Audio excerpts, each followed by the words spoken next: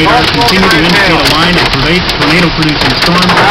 These tornado-producing storms were located along a line extending from 7 miles northeast of Meckling to Mission Hill back to Utica, moving southeast at 20 miles per hour. Wilson Park State Recreation Area is being affected at this time. Meckling at around 9:20. Milton at 9:30. Just after 9 o'clock, Amherst Frame Weather Spotter reported quarter-size hail and 40 to 60 miles per hour winds 1 mile north of Utica. The National Weather Service Doppler radar continues to indicate several circulations along the green edge of the storm. So, with sunset happening, just a few moments ago, it's really, tough to tell what is exactly happening out there. The best thing in this situation would be to take shelter.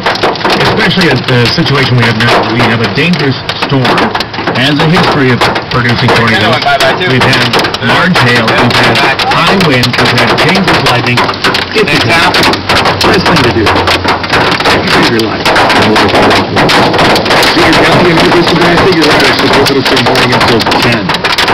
Tornado warning now in effect for eastern, northwest, or rather extreme northwestern Dixon County and northeast Wisconsin, eastern Farm County, and southeast South Dakota, in southeast South Dakota, southern Yankton County and southeast South Dakota.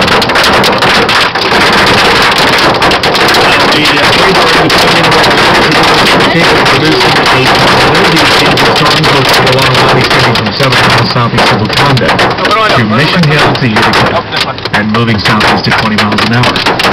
Most Park Lake Recreation Area